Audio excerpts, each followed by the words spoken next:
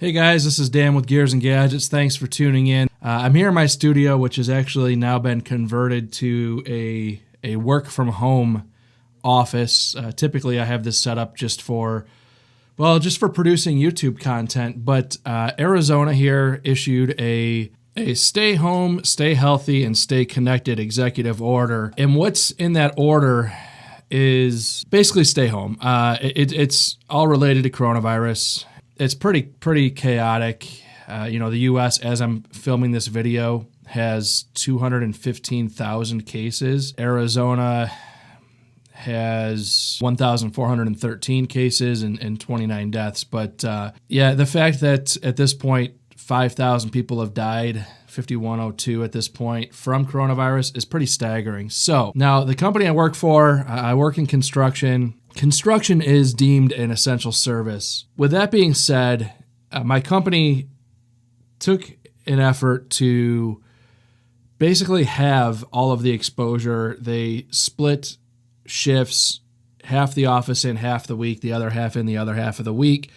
But they also left an opening for people, if they could work from home, to go ahead and do that. So the funny thing for me is obviously teleconferencing and on Skype meetings or Microsoft Teams or Zoom, any of those things. I have a pretty good setup to be able to do that. So not everybody has that, obviously, and I understand that. I did go through a little effort to open up my desk a little bit more for this home working setup. I got a little mixing board stand because the mixing board used to actually be where my work laptop is now.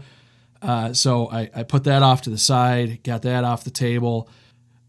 I didn't have to come and work from home. I could have kept going to the office. My wife, she is also part of definitely what you would call an essential service. Daycare stays open because they're an essential service. So you have all these essential services, and I took it upon myself to really look at this a little bit further and say, just because we can send my 3-year-old to daycare, doesn't necessarily mean we should take advantage of that. If I keep sending my daughter to daycare, it's really not far-fetched to say that my wife brings coronavirus home, gives it to my daughter goes to daycare, gives it to one of the kids at school, and one of the kids at school goes and gives it to their, ER doctor or police officer, firefighter, parent who absolutely 100% has to send their child to daycare in order to benefit society and help the actual response of coronavirus. So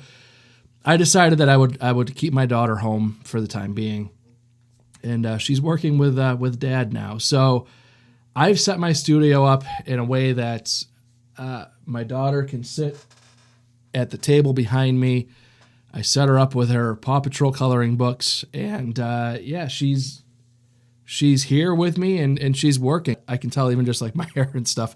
It's been a long day. It's been frazzling, and but all in, productivity wise, I got in as much work as I get in the office. For the time being, it's just smart. I don't want to be responsible for killing anybody's grandfather. Everybody's kind of approaching this a little bit differently, which is interesting because the information is just what the information is. I have a brother who lives, let's just say, give or take an hour and a half from Wuhan, China, where this all broke out. So naturally, he's pretty darn close to the epicenter of this entire outbreak. It was pretty terrifying for them.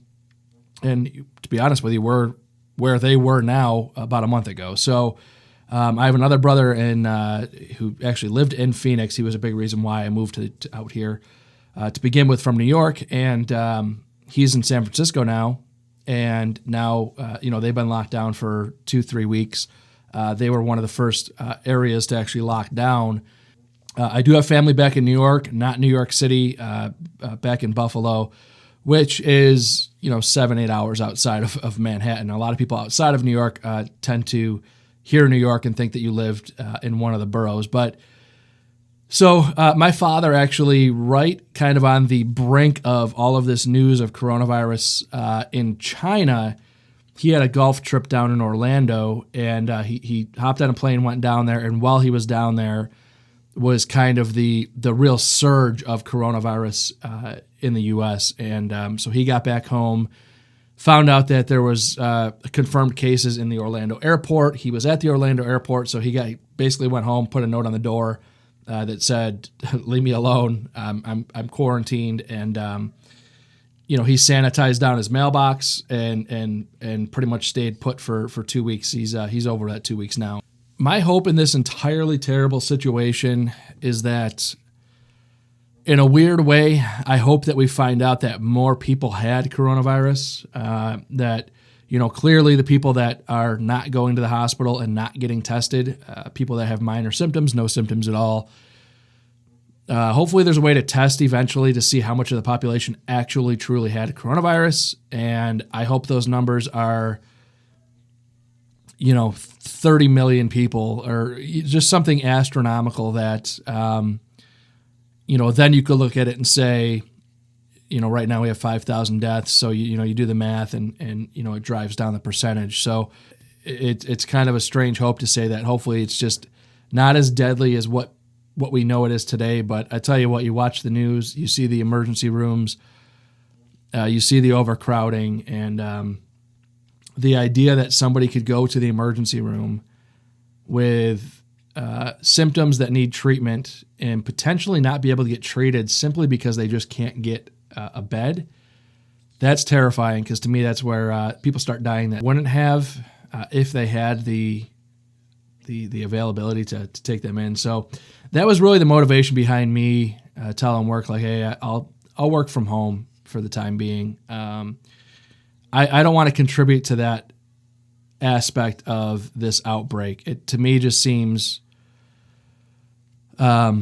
irresponsible on my part. And if I can do anything to help, that's what I'll do. So it just makes sense. Be part of the solution, not part of the problem. And, some people are trying to be part of the solution as keeping the economy afloat, and other people are trying to be the solution of keeping people alive. And, I'm not here to have the debate back and forth.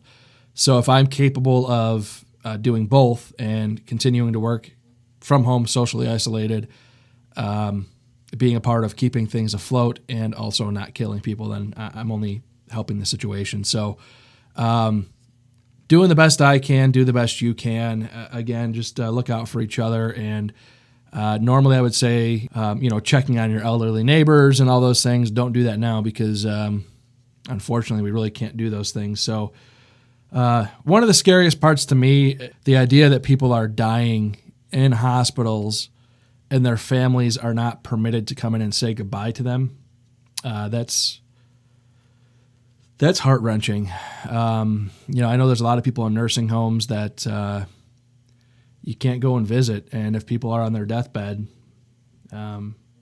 that's tough. That's really tough. So look out for each other. Let's try to get this thing nipped in the bud as much as we possibly can. And again, stay safe, guys. I just wanted to kind of update you guys on my personal situation here. We're all in this and dealing with our own unique circumstances through all of this. And, we just all hope we come out at the end of it, first of all, with our health and wellness. And, second to all of that is happiness and, a lot of the economy and jobs and stuff like that are directly relevant to or related to all of those things. So if you're feeling down about things, if you're feeling like kind of beaten up, I know sheltering in place, staying in your house, and especially losing your job, things like that.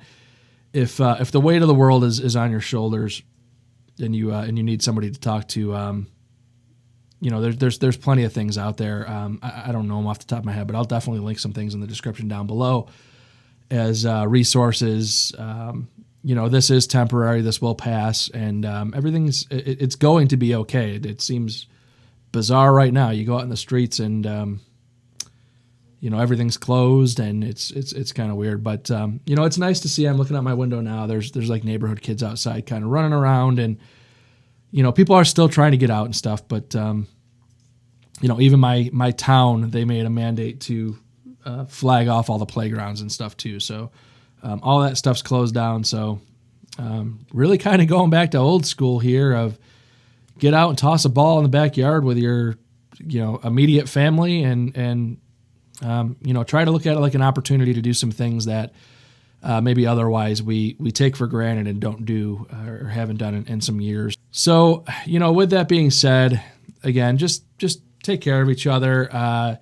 Spend some time on YouTube, watch some content. I'm not saying my content, but just get through it. Netflix, lots of chilling, and just kind of reinvent your life for a couple of weeks. That's what it's all about. So with that being said, guys, take care of your families, take care of yourself, and I'll catch you guys on the next one. I'll see you later.